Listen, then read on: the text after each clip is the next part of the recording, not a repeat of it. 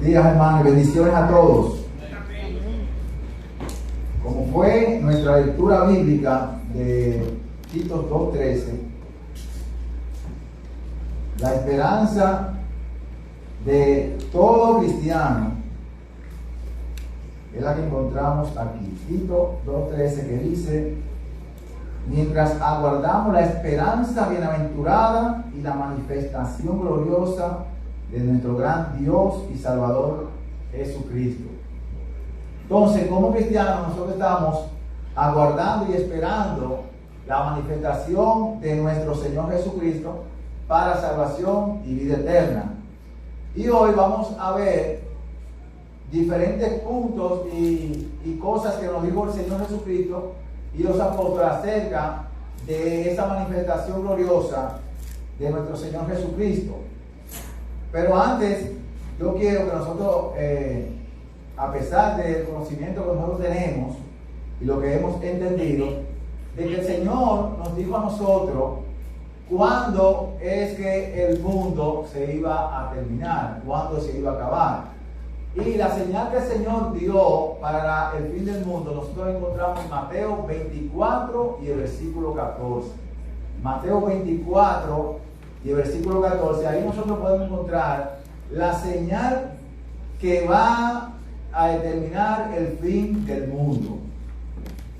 Mateo 24, 14 nos dice: y será predicado este evangelio del reino en todo el mundo para testimonio a todas las naciones, y entonces vendrá el fin. Entonces nuestro Señor Jesucristo nos dice a nosotros que lo que va a poner fin a este mundo es la predicación del evangelio a todas las naciones, sin excepción de alguna nación.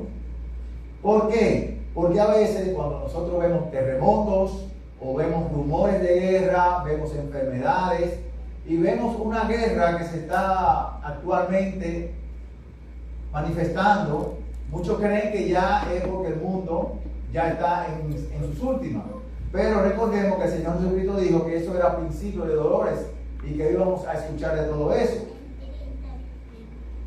Pero para su segunda venida, el Señor Jesús en Mateo 13:47, mismo libro de Mateo 13:47, nos dijo algo muy importante.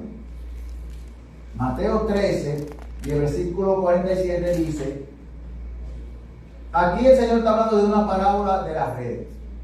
Y aquí el Señor dice: asimismo, el reino de los cielos es semejante a una red que echada al mar recoge toda clase de peces. Mientras se predica el evangelio para que venga el fin, el reino de Dios es semejante a una red que es echada al mar y se recoge toda clase de peces. El versículo 48 dice que cuando está llena, la sacan a la orilla, se sientan y recogen lo bueno en cestas y echan fuera lo malo. Así será al fin del mundo, y saldrán los ángeles y apartarán a los malos de entre los justos. Entonces el Señor Jesucristo me dice aquí que no solamente con la predicación del mensaje del evangelio es el fin del mundo, también Él dice que en el fin del mundo entonces los ángeles van a salir y van a apartar a los buenos de los malos. Quiere decir que el fin del evangelio entonces va a culminar con la segunda venida de Cristo.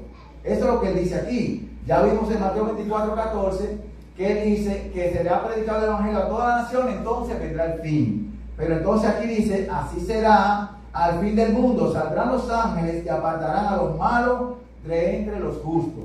Entonces, en la segunda venida del Señor se va a ver una separación entre justos y buenos, porque ya al evangelio, al ser predicado en todas las naciones para testimonio, entonces no habrá excusa para aquellos que no aceptaron el evangelio.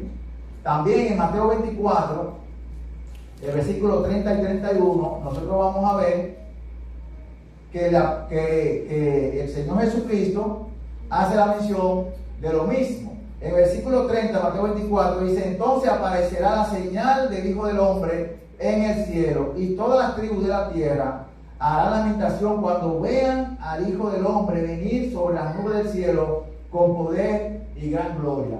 Entonces el Señor nos dice aquí que en el día final las naciones van a hacer lamentación cuando lo vean venir. O sea que todas las naciones lo van a ver, según dice el mismo Señor aquí. Y dice el versículo 31, enviará a sus ángeles con gran voz de trompeta y juntarán a sus escogidos de los cuatro vientos desde un extremo del cielo hasta el otro. Y yo quiero puntualizar algo aquí, porque yo hice un estudio acerca de la segunda venida de Cristo y alguien me dijo a mí que los escogidos no está hablando de la iglesia, sino que está hablando de Israel. Entonces yo dije, bueno, ¿por qué está hablando aquí de Israel si el Señor dijo que a todas las naciones se le va a predicar el evangelio y entonces los ángeles van a hacer una separación de buenos y malos? ¿Por qué razón esta señora me dijo eso? Bueno, entonces otra persona también me respondió y me dijo que el fin del mundo sería después del milenio. Entonces yo dije, bueno, debemos estar alerta con las cosas a veces que nosotros vemos, con las cosas que nosotros escuchamos, porque por eso traigo el tema, para que nosotros podamos ver en claro lo que nos dice la palabra de Dios. ¿Con cuáles eventos históricos presenta nuestro Señor Jesucristo su segunda venida? Bueno, nosotros vamos a ver que el Señor comparó su venida con dos eventos históricos y lo vamos a ver, y vamos a ver que el Señor Jesucristo utiliza unos símbolos aquí que nosotros debemos dejar que la misma Biblia sea la que nos interprete estos símbolos. Entonces, en Mateo 24 nosotros vamos a ver la primera comparación que el Señor Jesucristo hace de su venida. Y en Mateo 24, el versículo 36 hasta el 39. Ahí nosotros vamos a ver que el Señor nos hace una comparación con un evento histórico que ya pasó. Dice, pero del día y la hora nadie sabe, ni aun los ángeles del cielo, sino solo mi Padre. Una cosa que dice el Señor es que el día ni la hora de que Él va a venir, nadie lo sabe. Así que si usted escucha alguna fecha o algún tiempo en el cual el Señor va a venir, el Señor dice aquí que nadie sabe ni el día ni la hora. Y más adelante vamos a ver por qué aquí el Señor dice ni el día ni la hora, y vamos a ver que hay un concepto por ahí que según ese concepto, yo le llamo una teoría, porque las teorías son las que no tienen demostración, como la teoría de la evolución. Es una teoría porque no hay forma de demostrarlo. Entonces yo le llamo teoría cuando no se puede demostrar con la Biblia. Entonces en el versículo 37 dice, pero como en los días de Noé, así será la venida del Hijo del Hombre. Entonces Cristo dice que como fue en los días de Noé, así será su venida. Pues como en los días antes del diluvio estaban comiendo y bebiendo, casándose y dando en casamiento, hasta el día en que Noé entró en el arca y no entendieron hasta que vino el diluvio y se los llevó a todos. Así será también la venida del Hijo del Hombre. Entonces aquí hay puntos muy importantes. El Señor dice que como fue en los días de Noé, así va a ser. Dice que antes del diluvio estaban comiendo, bebiendo y casándose. Beber, cosas saludables, no es malo, pero hay otra cosa que no son saludables y se la beben. También comer no es malo, pero hay cosas que no son alimentos que también se lo comen. Y dice casándose. El casarse no es malo, pero hay personas que se casan de sexos opuestos que no es permitido. Entonces, esas situaciones y esa cosa son las que nosotros vemos hoy. También, esto puede referirse también a que las personas vivían como que nunca iba a caer el diluvio, y hoy en día muchas personas podemos estar viviendo como si el Señor Jesucristo nunca va a venir. Entonces, como no sabemos el día ni la hora, el Señor dice que nosotros debemos estar preparados porque no sabemos el día ni la hora. Ahora, yo quiero que nosotros vayamos a Lucas 17, 26 y 30. Y Lucas 17, 26 y 30 expresa lo mismo, pero tiene otra palabra. Aquí en Mateo dice que se los llevó a todos y que ellos no entendieron hasta que vino el diluvio. ¿A qué se refiere con que ellos no entendieron hasta que vino el diluvio? Ahí se refiere a que las personas estaban viviendo como si nada y no habían entendido que cuando la puerta del arca se había cerrado, ya no había oportunidad para ellos salvarse. Y ellos no habían entendido que cuando la puerta se había cerrado, ya ellos no tenían oportunidad de salvación, porque ya no podían entrar al arca. Entonces así será cuando el Señor venga. Va a haber un momento, un tiempo en el cual las personas ya no van a tener esa oportunidad de entrar a salvación, porque ya el Señor no va a estar intercediendo. Y después entonces va a venir y ellos se van a dar cuenta que se perdieron cuando entonces lo vean venir, como dice las Escrituras, y harán lamentación cuando lo vean venir. En Lucas 17, ese que dice que se lo llevó a todos, Lucas lo dice de otra manera. Lucas 17, y vamos a leer el versículo 26 al 30. Él aquí repite lo mismo, dice: como fue en los días de Noé, así también serán los días del Hijo del Hombre. Comían, bebían, se casaban y se daban en casamiento, hasta el día en que entró Noé en el arca y vino el diluvio y los destruyó a todos. Entonces el Señor Jesucristo me dice que si como pasó cuando Noé, cuando el Señor venga entonces, un grupo va a ser salvado y otro grupo va a ser destruido, como en los días de Noé. Noé se salvó con su familia, pues se salvaron 8 personas, pero todos los otros que estaban fuera del arca fueron destruidos. Ahora Jesús usa unos símbolos que son a veces mal interpretados por la mayoría, y yo quiero que nosotros ahí mismo, Lucas 17:34, vamos a leer los versículos que dicen aquí. Os digo que en aquella noche estarán 2 en una cama, el uno será tomado y el otro será dejado. Entonces me voy a detener en este versículo, porque vamos a aclarar que muchos dicen, incluso hay una película que dice Dejado Atrás, que el Señor Jesucristo entonces se lleva a la iglesia, pero quedan un grupo de personas y salen en la noticia que ha desaparecido mucha gente, que hay muchos accidentes porque tal vez el conductor era cristiano y se fue en el rapto. Pero vamos a ver, porque en la doxología que el hermano Omar dijo, el Señor Jesucristo dijo que hablaba en parábolas, porque viendo no ven y oyendo no oyen. Entonces, aquí dice: os digo que en aquella noche estarán 2, y el Señor utiliza 2 en todas estas expresiones, no usa 3 ni 4, 2, y ese 2 significa que solamente van a haber 2 grupos. Y vimos que en la parábola de la red habían 2 tipos de peces: peces buenos y peces malos. O sea, hay 2 grupos también. Entonces, ahora, ¿qué significa en una cama? ¿Qué se hace en una cama? La cama es para dormir, ¿verdad? ¿Y cómo expresa la palabra de Dios cuando una persona muere? ¿Qué dice que está? Que está durmiendo. O sea, vamos a ir entonces al libro de Job para que nosotros veamos que la cama representa el sepulcro. Job 17 y el versículo 13.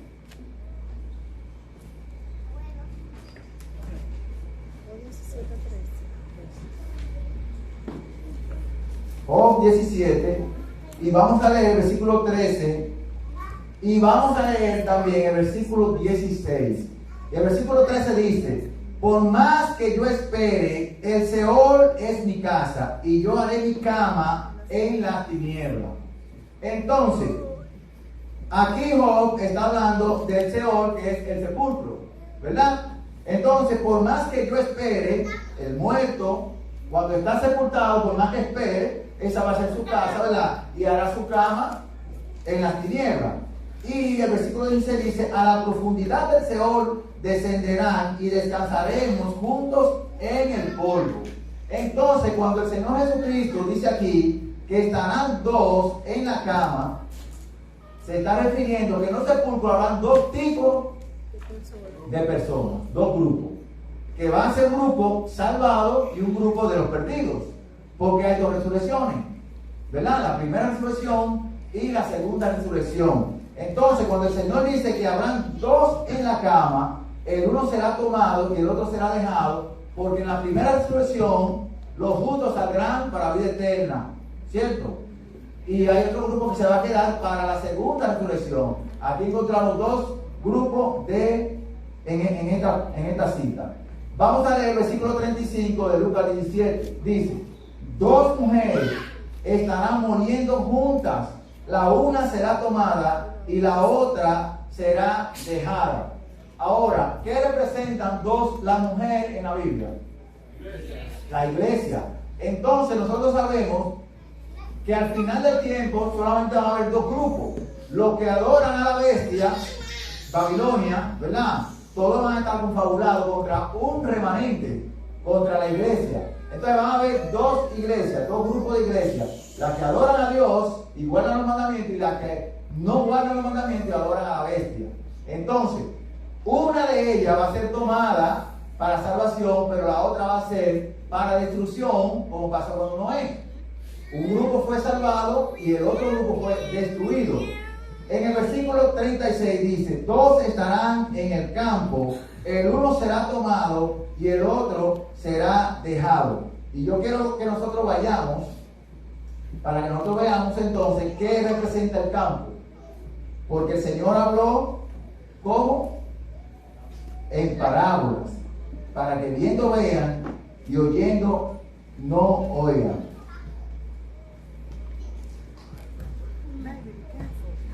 Vamos a ir a Mateo 13, 38. Mateo 13 y el versículo 38. Y vamos a ver qué nos dice, qué representa el campo. El mismo Jesús dice aquí, hablando de la parábola de la cizaña, que en la cizaña también hay dos grupos, ¿verdad? Hay trigo y hay cizaña, hay dos grupos. En Mateo 13 y el versículo 38 dice: el campo es el mundo. ¿Qué es el campo?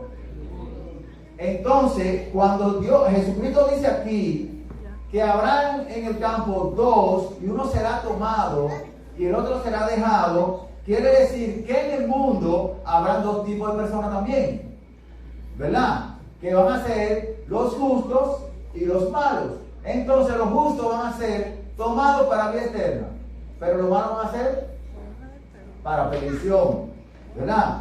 Entonces ya hemos visto los símbolos que el Señor utiliza aquí, y nosotros no debemos entonces decir que es que van a haber dos gente durmiendo y serán dos esposos, uno se fue y el otro se quedó vivo, porque el día de salvación es hoy.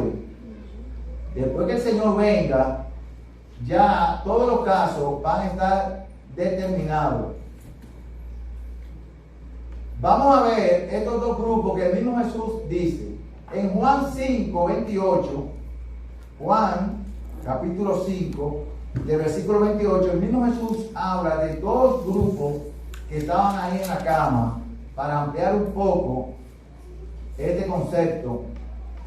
Juan capítulo 5 y el versículo 28 y 29 dice: no os asombréis de esto, porque llegará la hora cuando todos los que están en los sepulcros oirán su voz, y los que hicieron lo bueno saldrán a resurrección de vida. Vemos los grupos aquí, ¿verdad? Pero los que hicieron lo malo a resurrección de condenación. Entonces queda claro que los dos grupos que están en la cama son dos grupos de muertos, y el Señor lo va a llamar, y uno va a salir para resurrección de vida y otro para resurrección de condenación. Nosotros también podemos encontrar en Apocalipsis 20 y versículo 5 eso. Ahora, ya nosotros hemos estudiado en el tema de Apocalipsis lo de las dos mujeres, que aparece una mujer vestida del sol, ¿verdad?, con la luna debajo de su pie, que es la iglesia pura de Cristo, y ya encontramos una gran ramera que tiene hijas. Entonces esos son los dos grupos de mujeres. Ahora, Jesús nos hizo una advertencia acerca de los falsos profetas y los falsos maestros que iban a expresar de una forma equivocada cómo el Señor Jesucristo iba a venir. Y yo sé que de eso ustedes han escuchado. En Mateo 24, y vamos a leer el versículo 23 hasta el 26. Y como nosotros estamos esperando a nuestro Señor Jesucristo, debemos estar alerta a esas informaciones que nosotros escuchamos o que tal vez veamos por las redes sociales.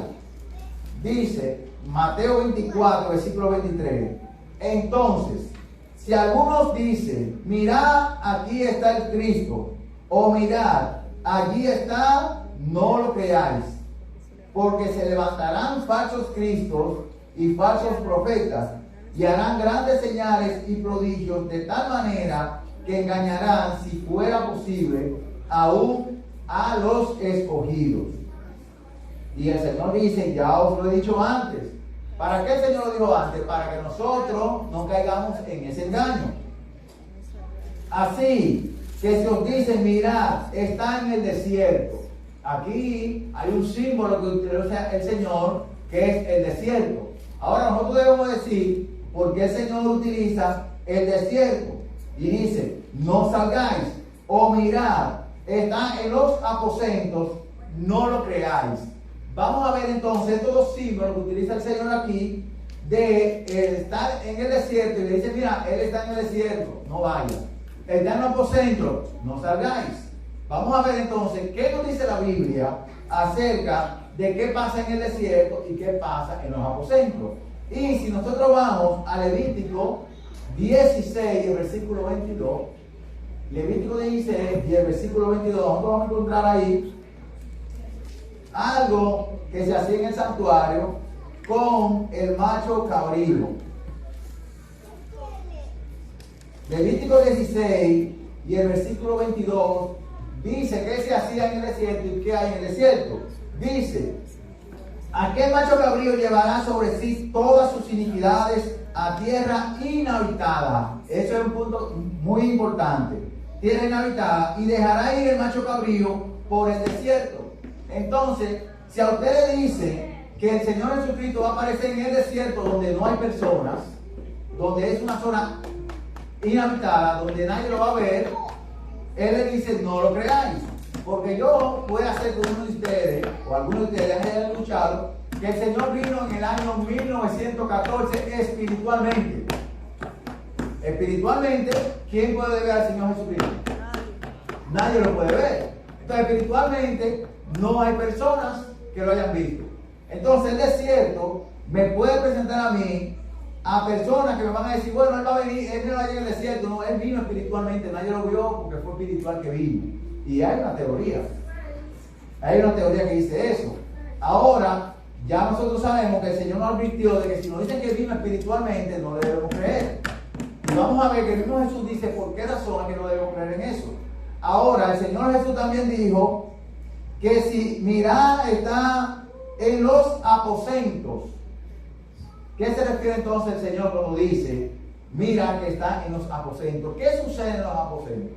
Vamos a ir para que nosotros veamos la misma explicación de Jesús de qué se hace en el aposento, en el mismo libro de Mateo, en el capítulo 6 y el versículo 6. Mateo 6 y el versículo 6, el Señor Jesucristo dice qué se hace en los aposentos.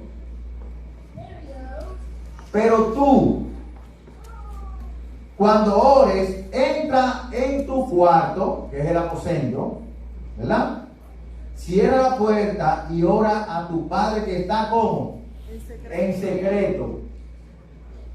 Y tu Padre que ve en lo secreto te recompensará en público. Entonces el Señor Jesucristo dice que en los aposentos lo que se hace son cosas en secreta, ¿verdad? Entonces, como Él nos dice a nosotros aquí, que si le dicen a ustedes que Él viene, que está en los aposentos, no le creáis. Porque que el Señor no viene en secreto. Y por ahí hay una teoría de que el Señor viene en secreto y nadie se da cuenta hasta que la gente desaparece. Ahora vamos a ver la razón por la que nosotros no debemos creer en eso. En el versículo 27 de Mateo 24, ya el Señor nos dijo, si le dicen que vino espiritual que nadie lo vio, no le crean. Si le dicen que vino en secreto, no le crean. El versículo 27 dice, porque igual que el relámpago sale del oriente y se muestra hasta el occidente, así será también la venida del Hijo del Hombre. Entonces, ¿va a ser secreta, invisible o visible? Aquí el Señor dice que como el relámpago se muestra y sale del oriente y se muestra hasta el occidente, así también será la venida del Hijo del Hombre. Y dice que donde quiera que esté el cuerpo muerto, allí se juntarán las águilas, porque en ese día entonces va a haber muerte. Entonces el Señor Jesucristo ya nos ha advertido acerca de esas teorías que son muy famosas y muchas personas las creen así. Ahora, como Dios es fiel en su promesa, nosotros debemos confiar en lo que ha dicho en su palabra, no en lo que dice la gente. Porque a mí una vez una persona me dijo, yo creía igual que tú, pero después yo me di cuenta con esto y esto que no es así. Entonces yo lo que le respondí, tú no creías igual que yo. Simplemente nada más le respondí eso, tú no creías igual que yo. Porque en el tema que él me respondió de que él creía igual que yo era en el tema del sábado. Y entonces él me dijo que con tantos argumentos bíblicos, dice, del domingo de que se reunían los discípulos, queda por debajo lo del sábado. Y entonces yo entendía que él no había escudriñado la Biblia, no había escudriñado las escrituras. Ahora, ¿por qué nosotros debemos entender esta creencia de cómo el Señor viene? Porque muchas personas no van a estar preparados para cuando Cristo venga. Muchas personas están esperando que suceda el rapto y después ahora vamos a aceptar el mensaje. Después, porque para ellos hay una segunda oportunidad.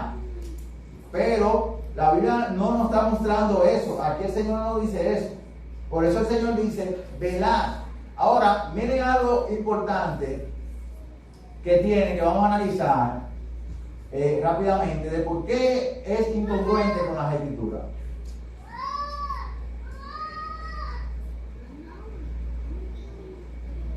Jesús hizo una promesa. Jesús hizo la promesa que está en Juan 14, 1 al 3.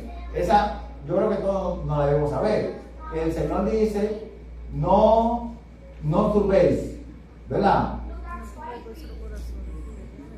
Creed en mí, creed en Dios.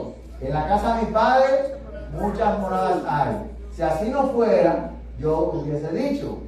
Y entonces, ¿qué dice él? Voy a preparar lugar para vosotros.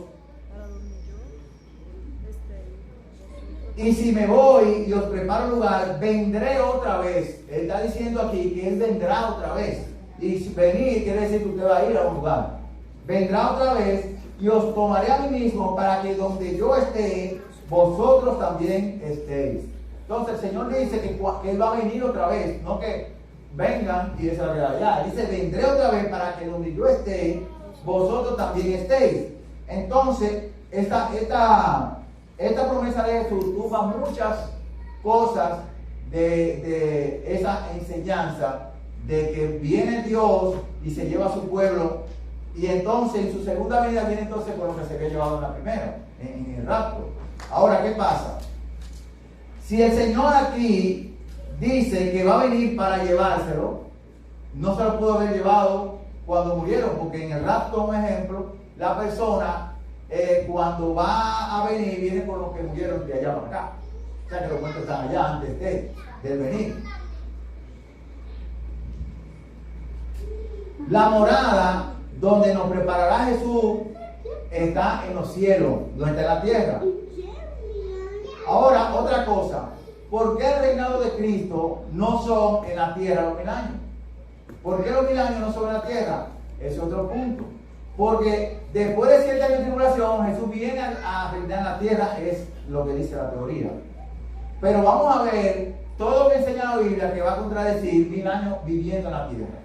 Si nosotros vamos a Apocalipsis 16, nosotros vamos a ver qué pasa con la tierra, que los 1000 años no pueden ser en la tierra. Apocalipsis 16, la ira de Dios es derramada sobre la tierra, la ira de Dios. En el versículo 1, entonces oí desde el templo una gran voz que decía a los 7 ángeles, id y derramad sobre la tierra las 7 copas de la ira de Dios. Fue el primero y derramó su copa sobre la tierra, y vino una úlcera maligna y pestilente sobre los hombres que tenían la marca de la bestia y que adoraban su imagen. Una de las cosas de las interpretaciones que no son correctas es que la iglesia tiene que irse de aquí porque no puede estar, la ira de Dios no puede caer sobre ellos. Pero aquí cuando nosotros leemos, dice que la ira de Dios es derramada sobre los que adoran a la bestia. Se supone que nosotros no adoramos a la bestia. Si adoramos al Creador, nosotros no puede caernos la ira de Dios arriba. Porque en Egipto, ¿sobre quién cayó la plaga? Fue sobre Egipto. El pueblo de Israel no le cayó ni a la plaga, ¿verdad que no? Entonces, Dios no sacó al pueblo de Egipto sin que derramara las plagas. Derramó la plaga estando el pueblo dentro de Egipto, y Egipto representa el mundo. ¿Sí o no? Entonces el versículo 2 dice: fue el primero y derramó su copa, el versículo 3 dice: el segundo ángel derramó su copa sobre el mar, y este se convirtió en sangre como de muerto, y murió todo ser viviente que había en el mar. Como si en medio de la tribulación cae esta plaga y mueren todos los seres vivientes que había en el mar. Como entonces los animales terrestres, un ejemplo, que beben agua de los mares, de los lagos, de los ríos, si está convertida en sangre, van a sobrevivir. Van a morir, ¿verdad?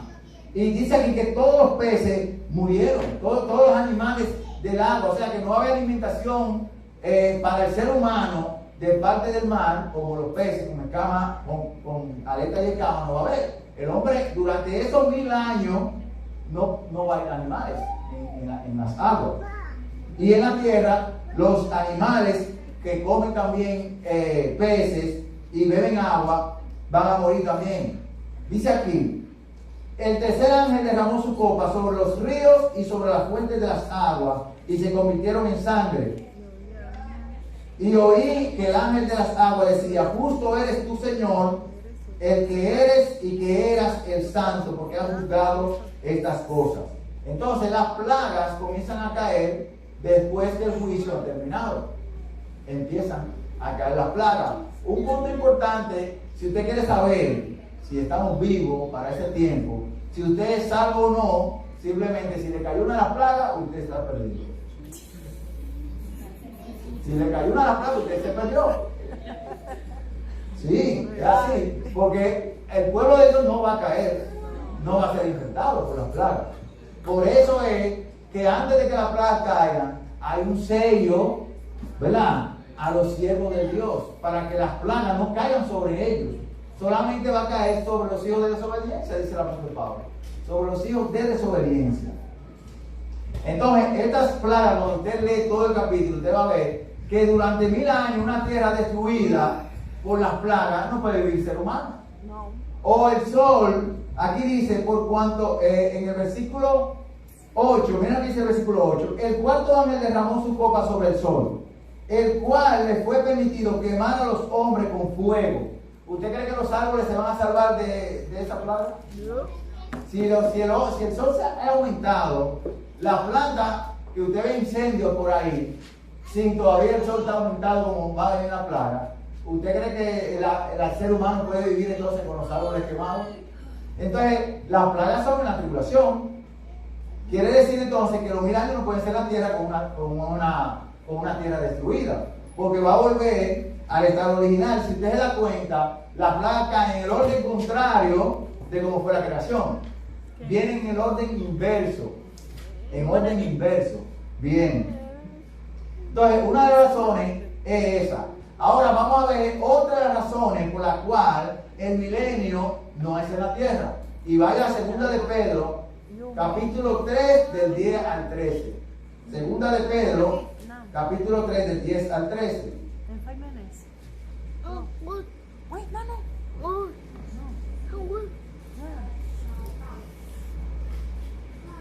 Dice: pero el día del Señor vendrá como ladrón en la noche.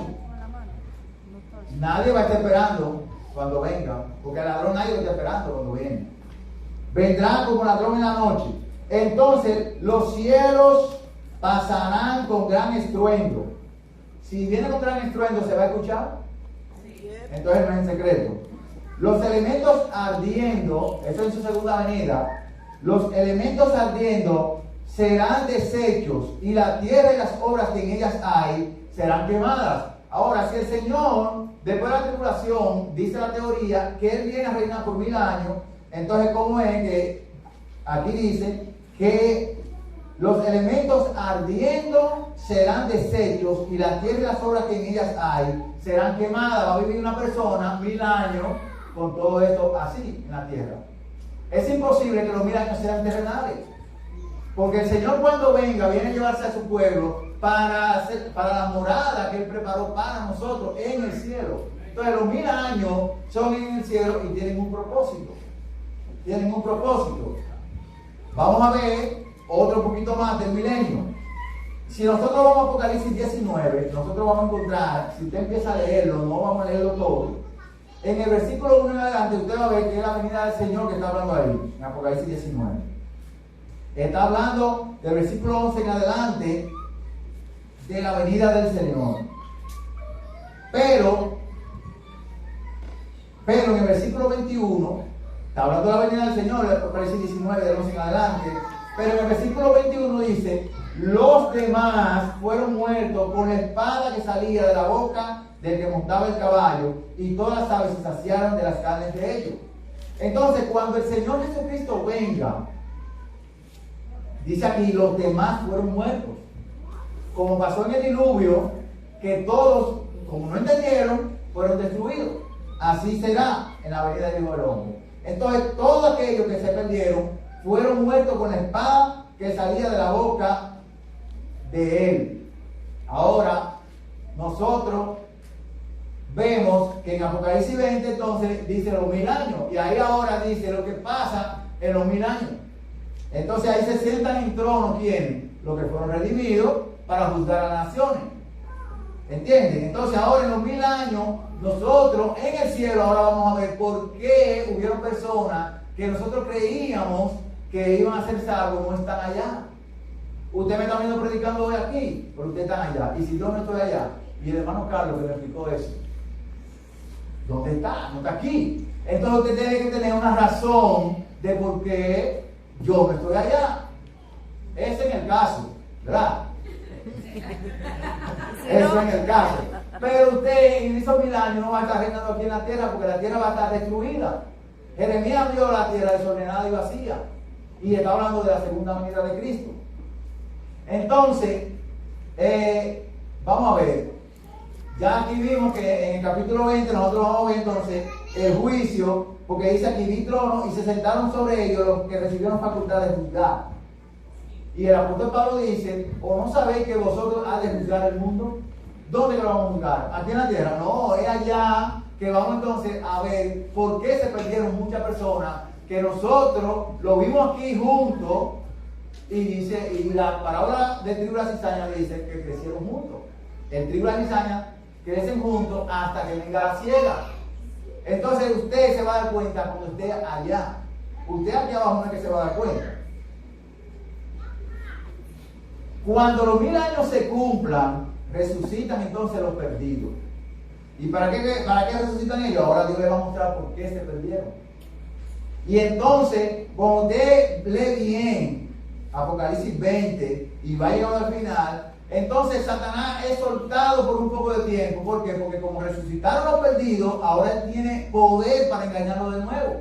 Porque mientras estaban muertos, esos 1000 años, él no podía engañar a nadie, porque murieron con el resplandor de la venida del Señor. Entonces, ahora cuando resucitan, ahora Satanás dice: suelto por un poco de tiempo. ¿Y ellos qué hacen? Rodean la santa ciudad que viene descendiendo del cielo. ¿Y a quiénes están ahí? Los santos. Ahora sí, nosotros después de los 1000 años venimos para acá, para la tierra. Y entonces el apóstol Pedro dice que nosotros esperamos en sus promesas cielo nuevo y tierra nueva. Entonces los cielos nuevos y la tierra nueva son después de los 1000 años. Cuando la ciudad, la Nueva Jerusalén, viene descendiendo con los santos que fueron salvados, entonces Satanás engaña a los perdidos nuevamente y rodean el campamento de los santos. Así dice la Biblia. Rodea el campamento de los santos, pero entonces del cielo desciende fuego y azufre y lo consume a todos. Y esa es la segunda muerte. Pero si hay una segunda oportunidad, yo me estoy preguntando, ¿dónde está la segunda muerte de los que no murieron en la tribulación?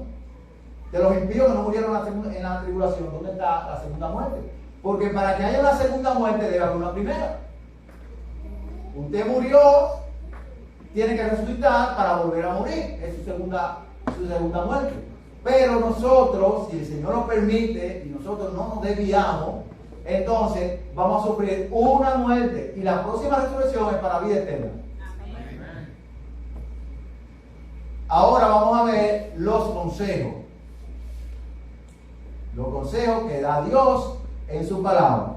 Y segunda de Pedro, vamos a ver el consejo para terminar. ¿Qué nos dice? ¿Qué es lo que nos dice Dios que debemos hacer? Segunda de Pedro 2:14. Y vamos a ver que lo que ellos esperaban es la venida del Señor. No que se lleve a la iglesia y quede otro grupo ahí, porque Cristo murió por todos. Cristo murió por todos. Dice: por eso, amados, estando en espera de estas cosas, o sea, estamos en espera de todo eso que ya he mencionado, ¿verdad? De que los cielos van a pasar, la tierra y las obras que en ella serán quemadas. Nosotros en espera de todo eso, la venida del Señor, procurar con diligencia ser hallados por Él, sin mancha e irreprochables en paz. Entonces el consejo del apóstol Pedro es que nosotros debemos procurar con diligencia ser hallados por Él sin mancha. Por Él hallados sin mancha. Y Mateo 24:42 también el Señor nos dice aquí, Mateo 24, versículo 42: velad pues, porque no sabéis a qué hora ha de venir vuestro Señor. Y para finalizar, otra pregunta que yo me hacía. Fíjense, ¿por qué nosotros a veces no debemos llevarnos solo alguien dijo eso? Vamos a la Biblia, y de lo que diga la Biblia, si cuadra, sin no añadirle nada, en eso yo voy a creer. Vamos a suponer, se desaparecieron varias gente aquí, ¿verdad? Un ejemplo voy a poner. Se desaparecieron, vamos a ver, aquí no sé cuántas personas hay, 15, quedamos nosotros. Ahora vamos a pasar por la tribulación. Y ahora quien nos va a predicar a nosotros, no somos nosotros, sino son los judíos, Israel, los 144,000. Nos va a predicar a nosotros. Entonces, ya hoy estamos a 2 de septiembre. Si la tribulación son 7 años, entonces ya sabemos cuándo viene el Señor. Y dice que el día y la hora nadie la sabe. Pero si Él viene 7 años después, ya sabemos que viene 7 años después. Entonces yo voy a esperar el mes de agosto.